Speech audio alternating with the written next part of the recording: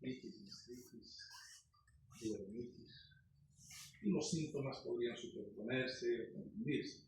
Por lo tanto, el diagnóstico de estas patologías requieren de estudios que nos aseguren cuál es el origen de esas molestias.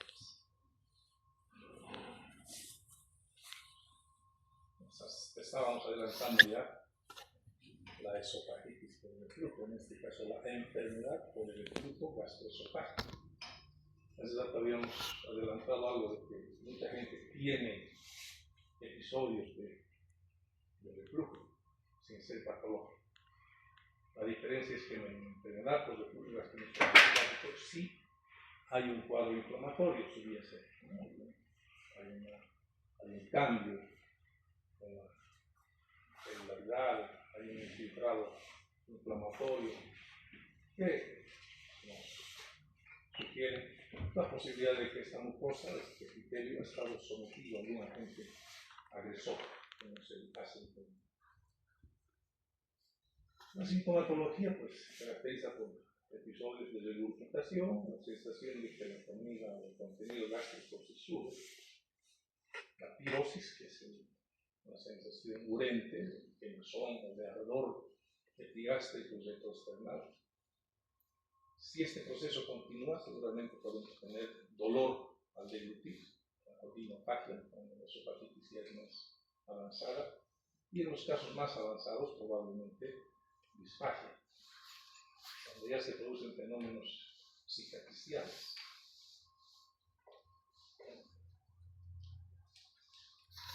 Nosotros decíamos que el reflujo como tal, el reflujo gastroesofágico, es una condición frecuente, fisiológica. Y no hay entonces un momento en que uno diga, de aquí para aquí es normal y de aquí para allá es patológico.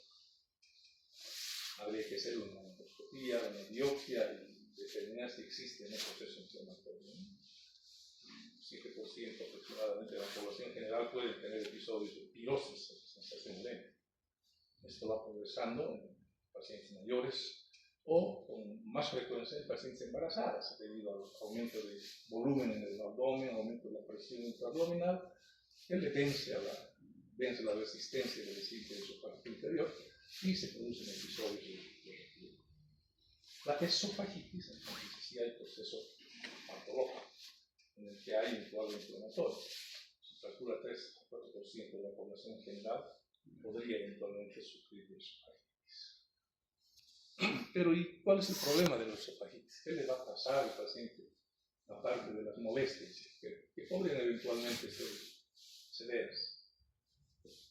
El riesgo de la esofagitis es que a la larga, si este proceso continúa, alguien hace rato adelantó algo, las células comienzan a transformarse. ¿Qué epitelio tiene el esófago?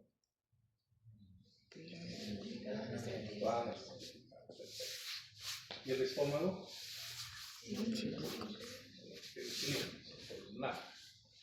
Entonces, el esófago, en un intento de defenderse del ácido, comienza a transformar sus células y las transforma a células parecidas a las del estómago. O sea, adquiere un aspecto columnar. A eso se llama metaplasia. Metaplasia esencialmente gástrica. Si este proceso continúa, vamos a llegar a que estas células van a continuar transformándose y van a transformarse hacia células más bien parecidas a las del intestino. Entonces se habla de metaplasia intestinal. Cuando Barrett describió estas alteraciones, él no hizo esa disquisición. Barrett describió una mucosa columnar en un lugar donde no debía estar. Una mucosa columnar en el esófago, causada por el reflujo. Entonces, por eso es que en honor a él han puesto el esófago de Barrett. Sin embargo, ahora el concepto de Barrett es que haya metaplasia intestinal. ¿Y por qué esa diferencia? Porque se ha visto estadísticamente que la metaplasia intestinal es la que podría condicionar la aparición de factores predisponentes a la aparición de lesiones neoplásicas, o sea, de cáncer. La metaplasia intestinal a la que hay que tener más miedo. Endoscópicamente se caracteriza por presencia de islotes o de lengüetas de mucosa columnar. La parte rosada clarita es la mucosa esofágica. La parte rosadita más oscura es el epitelio columnar. En este caso, probablemente epitelio o metaplasia intestinal. Para empeorar más las cosas, en semiología, la esofagitis o el reflujo podría manifestarse también con síntomas extraesofágicos. Con mucha frecuencia, los gastroenterólogos recibimos pacientes derivados del servicio de otorrino por laringitis, por distonía, gente que tiene ronquera crónica y que el otorrino no le encuentra una causa que justifique esa molestia, os refiere para que nosotros hagamos los estudios y demostremos o veamos si este paciente tiene o no tiene reflujo. Una manifestación, la laringitis posterior, tos crónica o asma inducida por el reflujo.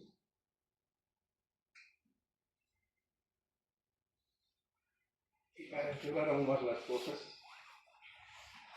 existen otras patologías que podrían eventualmente condicionar los mismos síntomas de los que hemos estado hablando hasta ahora.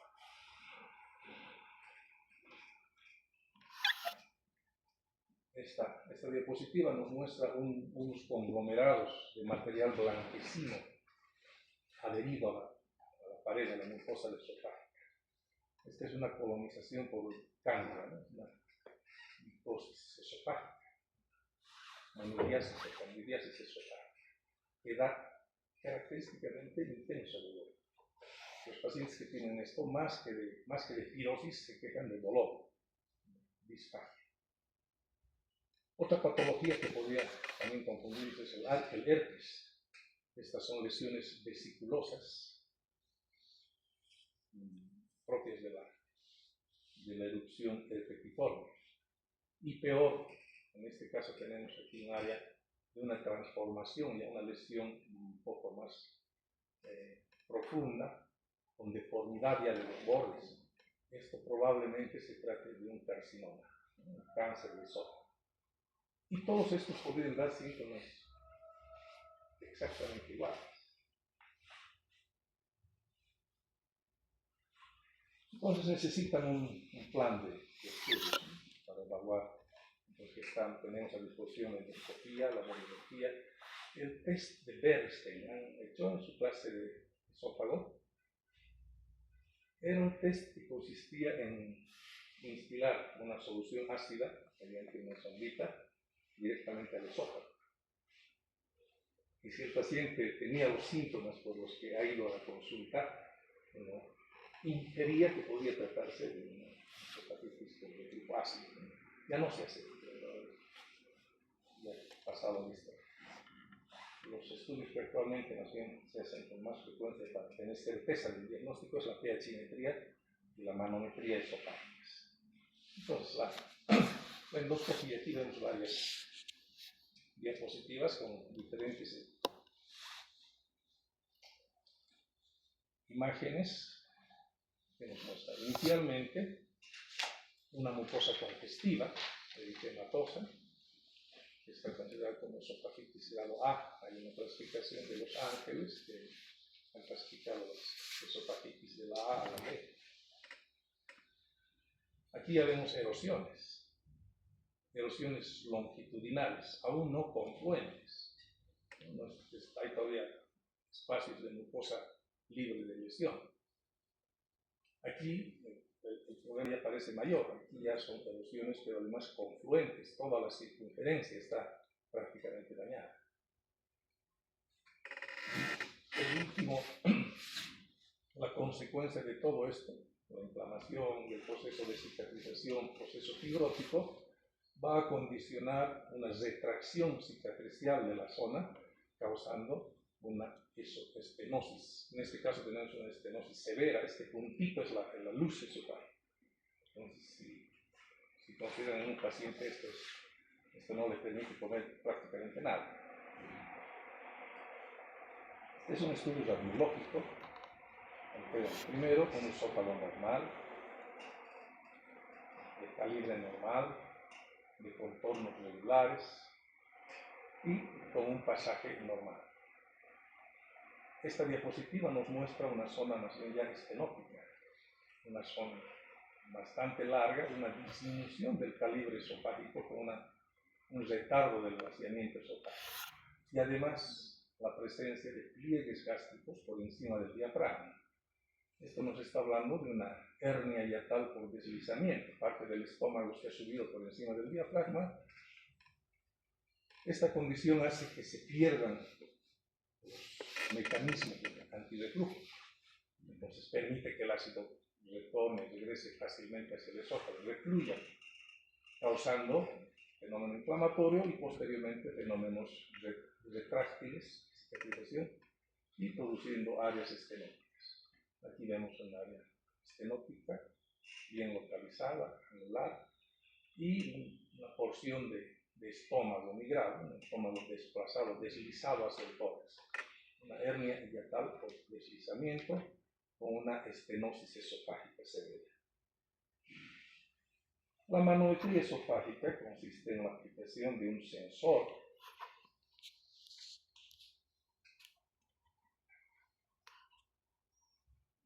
sensor introducido por la nariz que tiene puntos estratégicos, sensores bien ubicados a nivel del superior del esófago para medir la contractilidad o la presión del esfínter esofágico superior, otro sensor a nivel del cuerpo esofágico y otro sensor a nivel del esfínter esofágico inferior. Entonces se le pide al paciente que degluta un vasito de agua y esto nos permite estudiar la propulsión, la onda propulsiva del peristaltismo esofágico y la fuerza de contracción. Entonces esto nos podría decir este paciente tiene un esfínter esofágico inferior hipotónico o atónico, entonces vamos a pensar que esa es la causa del reflujo. O podríamos estar hablando de una disinergia de la contractilidad del cuerpo esofágico, alteración motora del cuerpo esofágico. Y puede haber acalasia también del esfínter esofágico superior. No es frecuente, pero sí está descrito. Puede haber una acalasia orofaríngea. La pH-metría esofágica también es un método en el que se introduce un sensor, un catéter, en el esófago y se lo deja por 24 horas. Esta información es almacenada en el sistema de computación de gran valor y nos permite establecer durante las 24 horas cuántas veces ha habido episodios de reflujo, cuántas veces el ácido ha subido al esófago, en cuánto tiempo el esófago se ha liberado de este contenido ácido. La suma de los criterios manométricos y pH-métricos nos permiten establecer pronósticos. Hay una puntuación que nos van a indicar si este paciente es candidato a cirugía, tratamiento quirúrgico o tratamiento médico. De hecho, hay pacientes que acuden con sintomatología muy florida, pero cuando se les hace estos estudios, se ve que no tenían reflujo ácido patológico. Entonces se habla de una pirosis funcional. Pasaremos al otro cuadro.